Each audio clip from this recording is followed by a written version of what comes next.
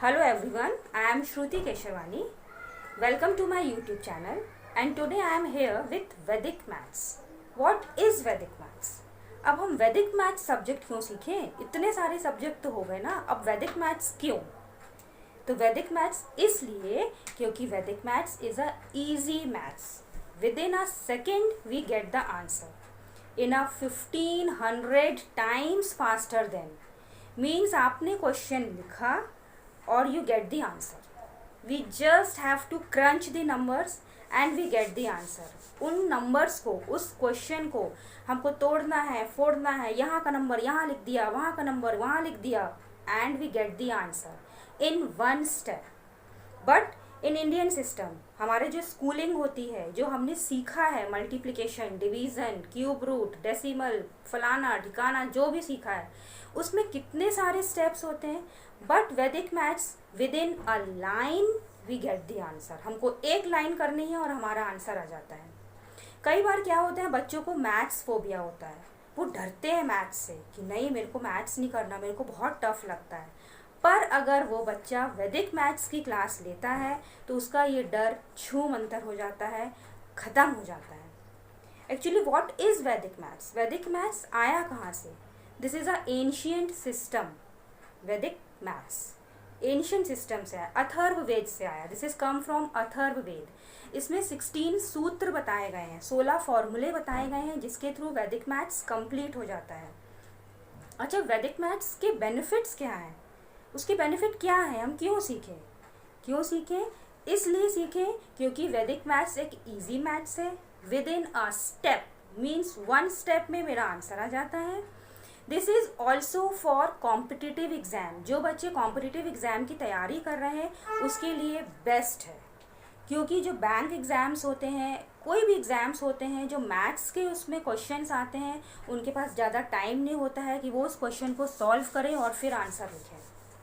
अगर उन्होंने वैदिक मैथ्स लर्न की हुई है, उन्होंने सीखी हुई है, तो विद इन अ स्टेप उनका आंसर आ जाता है. ऑप्शन दिए गए हैं 4 और बस फटाक से टिक किया, answer complete with in a second. अच्छा, यूज़ ऑफ वैदिक मैथ्स. एक्चुअली वैदिक maths provides in one line, whereas conventional method provides in several steps. जो conventional method होती है उसमें काफ़ी सारे steps होते हैं, पर इस वैदिक मैथ्स में क्या होता है, सिंपल एक ही स्टेप, जो मैं शुरू से अभी तक यही बोल रही हूँ कि विद इन अ सेकेंड आपका आंसर आ जाता है. तो वैदिक मैथ्स हम इसलिए सीखे, बस just we have to crunch the number. उस नंबर को हमें तोड़ना है और हमको हमारा आंसर लेके आना है. तो ये थी वैदिक मैथ्स की एक छोटी सी जानकारी. बच्चों का जो मैथ्स फोबिया है वो हमको दूर भगाना है, तो इसलिए हम वैदिक मैथ्स को लर्न कर रहे हैं. You only have to learn table 0 to 9. सिर्फ आपको 0 से लेकर 9 तक का टेबल लर्न करना है, और उस टेबल को लर्न करने का भी बहुत सिंपल सा लॉजिक है, बहुत सिंपल सा मेथड है.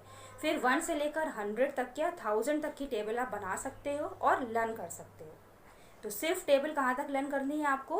9 तक. और वो भी लर्न नहीं करनी, वो भी एक मैजिकल फॉर्मूला है जिसके थ्रू आप 9 का टेबल लर्न कर लेंगे, थ्रू 9 तक, 0 to 9 तक, और सारे टेबल लर्न कर लेंगे.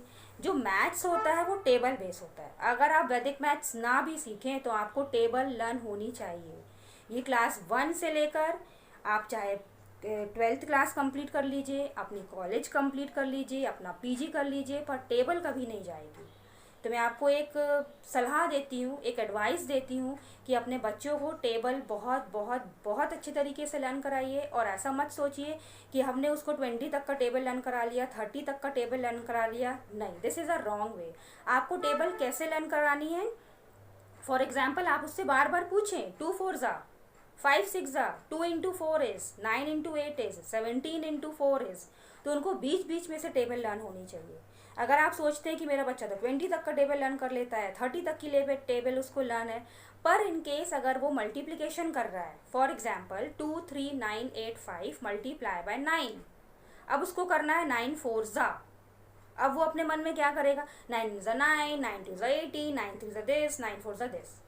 तो ये चीज़ नहीं होनी चाहिए. 9 4 ज़ा अगर करने को आया तो जस्ट ही और शी हैव टू राइट 36, क्योंकि 9 4 ज़ा 36 होता है. तो टेबल मस्ट है. Okay, thank you.